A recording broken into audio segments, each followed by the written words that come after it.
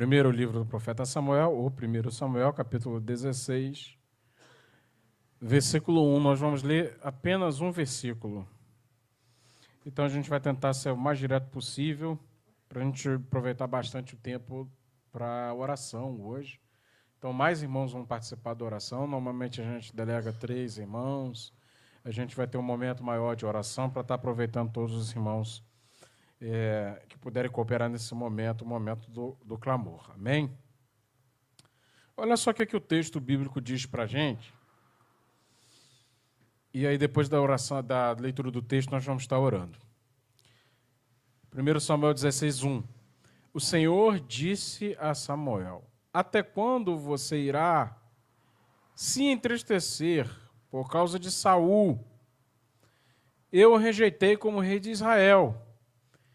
Encha um chifre com óleo e vá a Belém, e eu o enviarei a Jessé. Escolhi um de seus filhos para fazê-lo rei. Feche seus olhos. Vamos orar, amém? Senhor Deus, nós reconhecemos toda a nossa condição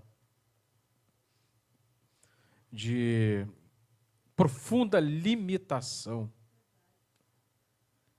e total dependência de Ti.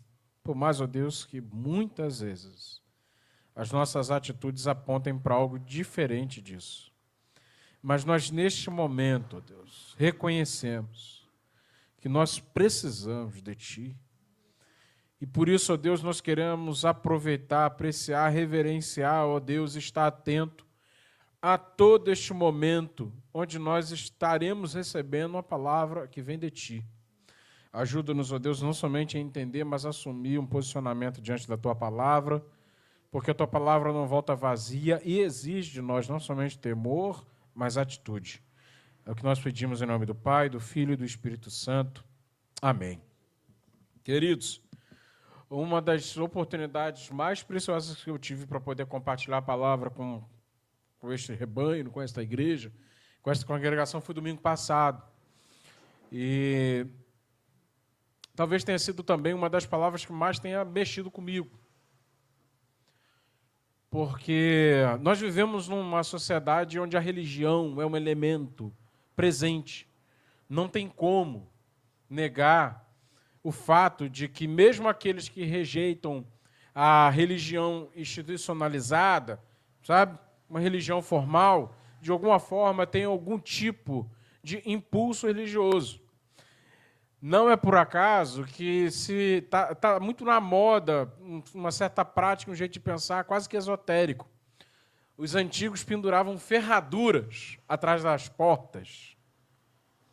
Plantavam espadas de São Jorge no quintal. Sabe? Mas o quê? Sei lá, tinha tanta erva aí com finalidade quase que religiosa, né? Arruda, não é isso mesmo? Nos nossos tempos, as pessoas não apelam para a ferradura, não apelam para a espada de São Jorge, não apelam para a arruda, mas com certeza tem determinadas atitudes quase que místicas, esotéricas, sabe? Um jeito de caminhar, um jeito de pensar, um jeito de viver, que é uma cópia descarada do misticismo de gerações passadas. Livro de conteúdo esotérico vende tanto quanto Bíblia. Você sabia disso? Bíblia vende muito mais, mas livro de conteúdo esotérico vende muito. Porque as pessoas estão sempre à procura de um jeito de tentar interagir com a vida e as dificuldades que a vida proporciona, que a vida gera naturalmente, e elas sabem que apenas com os olhos naturais elas não conseguem dar conta disso. Então elas se voltam para algo maior do que elas, sabe? Então o cenário que a gente vive é esse. E a gente precisa entender qual que é o nosso real papel nesse cenário todo que a gente está vivendo, porque nós cremos que Deus ele atua na realidade, Ele trabalha na realidade. E o nosso Deus continua fazendo milagres, Ele é o mesmo. Ele continua fazendo milagres. Esse dia eu estava assistindo um vídeo, foi até ontem o vídeo, de uma senhora falando de um rapaz que voltou a viver através da oração. O rapaz morreu, fizeram a oração e o rapaz voltou a viver. No dia que eu localizar esse vídeo de novo, eu vou compartilhar com vocês. Então Deus continua fazendo milagres. Mas esse mesmo Deus que faz milagres, ele nos impulsiona a tomarmos atitudes. A palavra do domingo passado, o que nós aprendemos? Vocês lembram? Sobre o que foi compartilhado domingo passado? Ainda está na memória? Ainda está no seu coração? O que nós aprendemos? Coragem para viver o novo. Deus preparou todo um cenário para que nós venhamos desfrutar já nesse tempo de novidade de vida. Normalmente a gente pensa em salvação, uma questão assim com implicações futuras. Eu sou salvo para não ir para o inferno. E a gente já tem aprendido que salvação é algo muito mais completo, profundo, do que simplesmente mudar destino. Salvação muda a natureza, muda a perspectiva. Muda a nossa natureza, muda as perspectivas que a gente tem a respeito da vida que a gente vive. Mas, curiosamente, muitas pessoas que estão trilhando a jornada da religião ainda não conseguem trilhar um caminho novo. Ainda não conseguem viver novidade de vida. E aí, quando, por exemplo, lê assim, aquele que está em Cristo é nova criatura, mas não consegue viver como nova criatura. O pensamento é do caminho antigo, não é do caminho novo. E não é porque Deus falhou, é porque a pessoa está insistindo numa mesma ideia, no mesmo jeito de pensar, está resistindo de uma forma muito perigosa à ação do Espírito Santo, que é quem proporciona em nós toda uma reconfiguração do nosso ser. Eu vou tentar, no domingo passado nós tivemos um áudio muito complicado, assim, a gente não conseguiu resolver, o Arnaldo quebrou a mufa ali, eu só fui entender o que aconteceu quando cheguei em casa. Mas eu vou tentar extrair o áudio da pregação de domingo passado e vou colocar toda segunda-feira de manhã no nosso grupo de WhatsApp. Para a gente não esquecer, porque eu percebo que as pessoas não conseguem, e eu me coloco nesse balaio, a gente não tem conseguido viver de forma plena porque a mentalidade está encaixotada. E junto, o nosso jeito de pensar a respeito de Deus. Nosso relacionamento com Deus está tudo dentro de uma caixinha. E isso, gente, é perder tempo. Aos meninos que estão aqui na frente, ao João Pedro que está acompanhando a transmissão agora, tá? Se a gente não abraçar o desafio, tá, de conhecer mais a Deus, e nesse processo de conhecer mais a Deus, ser tocado de uma forma especial, de tal forma que a gente perceba que nós estamos mudando, a nossa mentalidade está mudando, as coisas velhas estão ficando para trás, a gente está abraçando o novo, nós vamos estar perdendo tempo, vocês vão estar perdendo tempo. Não vão acabar vivendo uma vida frustrada, uma vida de frustração. Preste bastante atenção nesse texto que nós lemos agora, porque o contexto é o seguinte. Samuel, ele era o sacerdote e, ao mesmo tempo, o juiz. Lembra do livro dos juízes? Débora, Gideão, mas quem? Sansão. Todos eles juízes, pessoas levantadas por Deus para guiar o povo num momento onde o povo estava disperso e sofrendo ataque dos inimigos.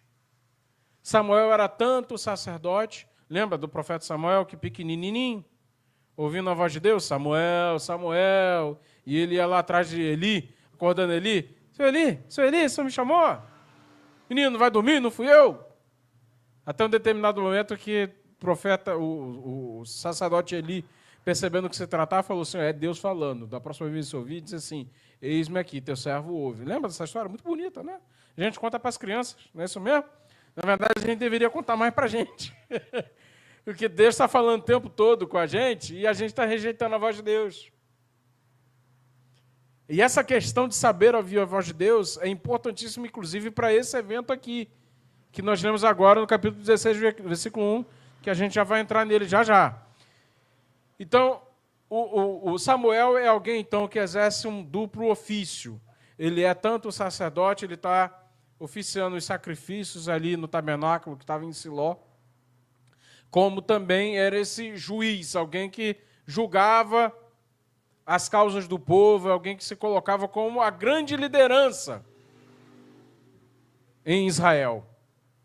E, num determinado momento, ele recebe uma notícia muito triste para ele. O povo chega e diz assim, olha, a gente tem visto os povos à volta, e todos eles têm rei. Nós chegamos à conclusão que nós queremos um rei. E Samuel fica tão triste que Deus tem que chegar e falar com ele. E ainda bem que desde criança, Samuel aprendeu a ouvir a voz de Deus e discernir que essa é realmente a voz de Deus. Guarde isso no coração. É preciso discernir a voz de Deus, para não fazer bobagem. Então ele, que desde criança já tinha aprendido a discernir a voz de Deus, ouve Deus dizer assim, Samuel, fica tranquilo, porque não é só a vocês que estão, aliás, não é a você que eles estão rejeitando, é a mim. Mas vamos fazer a vontade deles. Eles não querem um rei? Vamos dar um rei para eles. Vai lá e unge Saul. Samuel, obediente, ouviu, discerniu, é a voz de Deus. Vou lá, cumprir com o que Deus mandou. Ungiu Saul. Saul foi um cara extremamente problemático. Extremamente problemático. Até o ponto em que Deus chega e diz, basta. E quando Deus diz basta, ele vai até Samuel e encontra Samuel triste por causa de Saul. E é o que nós lemos agora. Então Deus chega com uma pergunta que é uma pergunta de confronto. Preste bastante atenção numa coisa, porque eu sei que a gente gosta muito de ouvir a palavra de consolo da parte de Deus, mas tanto a palavra de consolo quanto a palavra de confronto são para o nosso bem, é para a saúde, é para a gente viver melhor, é para a gente ter uma visão ampla a respeito daquilo que Deus quer fazer em nós e através de nós, e também a respeito das coisas que estão à nossa volta, tá bom?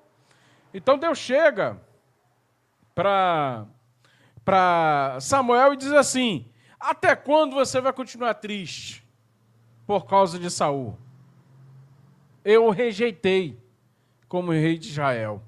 Deus hoje pergunta para a gente o seguinte, até quando nós vamos ficar presos numa mentalidade, num jeito de viver, numa perspectiva a respeito da vida, que não evolui, não cresce e traz frustração? Não, mas eu não tenho como controlar essa situação.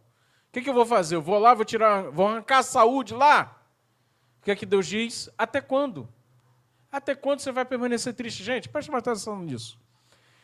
Não existe nada mais covarde do que se esconder através das justificativas e das desculpas e viver uma vida de lamentação. Isso é covardia pura. Ah, mas as coisas tinham que ser diferentes. Ah, mas é porque aconteceu isso em minha vida. Deus sabe o que aconteceu. E mesmo assim ele continua perguntando, até quando? Você vai continuar escravo das desculpas e da tristeza. Até quando? Vamos mudar. Vamos virar a chave. Nós vivemos numa geração que confinou o seu jeito de viver a um vitimismo. Ah, mas as coisas não dão certo na minha vida por conta disso, isso e isso. Aí sempre tem um culpado. E o culpado sempre é outro. Nunca é a gente mesmo. A gente está sempre se escondendo atrás daquilo que os outros fizeram. Quando, na verdade, nós deveríamos ter a coragem de, mesmo reconhecendo, realmente, isso aconteceu na minha vida porque alguém fez isso, porque alguém não foi honesto comigo, porque alguém me defraudou, porque alguém me ofendeu, me magoou, me feriu. Mas eu não preciso ser escravo das situações. Eu não preciso assumir um fatalismo. Nós não precisamos. Tem alguém aqui nessa noite que tem vivido escravo do fatalismo? E não consegue viver uma vida plena? O coração está sempre triste, está sempre lamentando. Nunca nada está bom. Ah, mas é porque isso aconteceu, porque eu sei o quê, porque eu errei, tá? E o que você vai fazer daqui para frente? Passou. Deus faz essa pergunta confrontando Samuel Para fazer o quê? Para Samuel olhar para o futuro. Eu sei, Samuel, o passado. Eu também reconheço o presente. Mas vem cá, Samuel, vamos olhar o futuro? Sabe por quê? O futuro eu já preparei. Eu vou estar encerrando aqui porque eu não queria prolongar muito, não. Para a gente ser bem objetivo nisso. Porque é praticamente uma recapitulação daquilo que a gente aprendeu no domingo passado, numa passagem diferente, com uma perspectiva um pouquinho diferente. Tá? Eu já preparei o novo. Vamos trabalhar, Samuel? Cadê o chifre? Põe azeite. E vamos ungir o filho de Jessé. Um dos filhos de Jessé será o novo rei. A situação aconteceu, muito triste, situação complicadíssima realmente. Eu reconheço a tristeza do seu coração, a tristeza do seu coração é legítima, mas você não precisa ser escravo dela. Isso é muito sério, gente. Porque tem muita gente acondicionando uma vida a um estilo melancólico. É gente que gosta de viver a melancolia.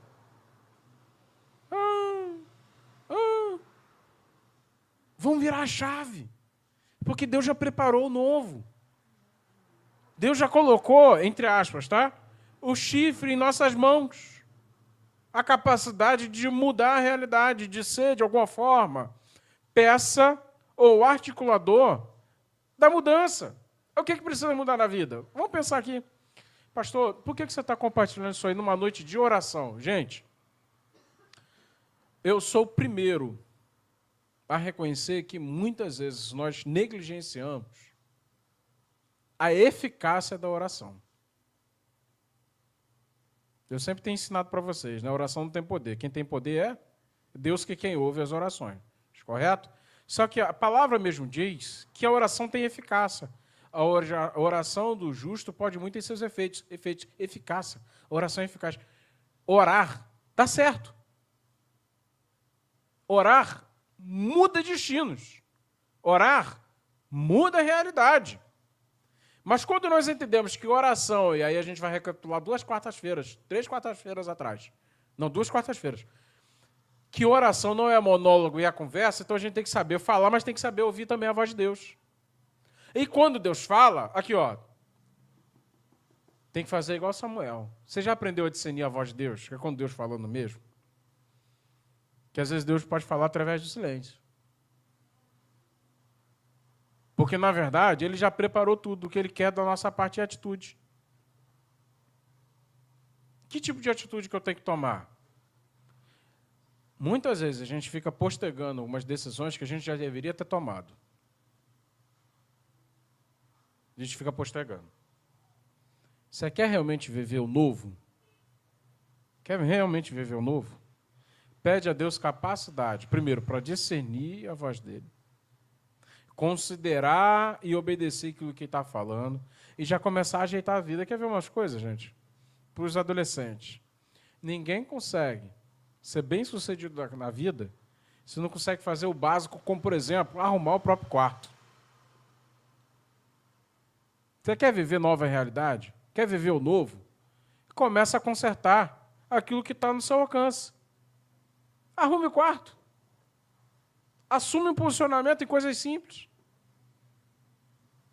Ser rigoroso no horário de levantar, no horário de dormir, horário de utilização de smartphone, horário para estudar. Atitudes simples, que mudam muita coisa. Sabe? Se você tem dificuldade nessas coisas, são coisas simples. Pastor, que coisa banal para você falar numa noite de quarta-feira, que é noite de oração. Às vezes a gente está orando, Senhor, por favor, me ajuda nisso, isso, isso, isso. A gente não consegue arrumar o quarto. Arrumar o quarto. Entendeu? Senhor, muda meu casamento e tal. Você não consegue dar um bom dia para o esposo. Entendeu? Preparar um cafezinho, bom dia, te amo. Coisa simples. Entendeu? Senhor, muda aquela vida, muda aquela cabeça e tal. Vai, você está disposto a mudar aquilo que está ao teu alcance? Essa é a grande pergunta. Meu filho, meu Deus, o que é que eu vou fazer com meu filho? Naquilo que está ao teu alcance, o que é que você está disposto a mudar? Qual a atitude que você está disposta a pôr em prática? Sabe? Para que nós sejamos, equilibrados. Há uma grande diferença entre ser misticista e aí a oração dessa pessoa é só um monólogo. Em ser espiritual, onde a oração é um diálogo. Você apresenta diante de Deus aquilo que ao teu coração é importante e você ouve da parte de Deus aquilo que precisa ser feito. Porque a parte de Deus ele já está fazendo o tempo todo. O texto bíblico diz que aos seus... Gente, vamos fechar com isso aqui, para a gente orar com todo fervor. Aos seus, Deus dá enquanto eles dormem. Eu vou repetir isso. Aos seus, Deus dá enquanto eles dormem. Você está dormindo e Deus está trabalhando por você. Então a parte de Deus ele já está fazendo. Você não precisa. Oração não é para convencer Deus a parte que ele precisa fazer. Porque Deus é a parte mais consciente daquilo que precisa ser feito. A pergunta é, e nós? Estamos conscientes daquilo que nós precisamos fazer? Porque hoje a gente vai orar. E eu preciso ver milagre acontecer. Agora, dos milagres que vão acontecer, o que eu tenho que fazer? No que eu tenho que contribuir? Senhor, muda a minha relação, meu relacionamento, muda isso, aquilo. Eu estou preocupado com essa situação, é meu emprego, é não sei o quê, tá bom, tá. Deus dá aos seus enquanto eles dormem. Quando você acordar, você vai fazer o quê? Essa é a grande pergunta. E fazer a parte que nos cabe. E isso às vezes implica romper com o passado, implica em viver de forma nova, viver em novidade, tomar atitudes que precisam ser tomadas, se posicionar de uma forma que precisa ser colocada em prática, se posicionar, entendeu? Na minha casa eu vou ser bênção, da minha boca só sai bênção, das minhas mãos só sirvo bênção, onde eu pisar tem bênção. Aquele emprego, vou ser bênção lá. Não tem emprego, vou correr atrás. Vocês estão entendendo? Não tem capacitação, vou fazer curso. Pede para Deus abrir porta de emprego, mas não faz um cursinho de graça na internet. Vocês estão entendendo? Então nós precisamos ter esse tipo de mentalidade, sabe? Para a gente viver de forma equilibrada. Para as nossas orações não serem um exercício misticista, igual como quem coloca uma ferradura atrás da porta. Não vai mudar nada. Mas ser um exercício espiritual. Eu oro para Deus me ajudar, mas eu estou aqui, trabalhando. Estou lutando. Eu estou correndo. Estou rompendo com o velho. E estou vivendo o novo. Amém, queridos?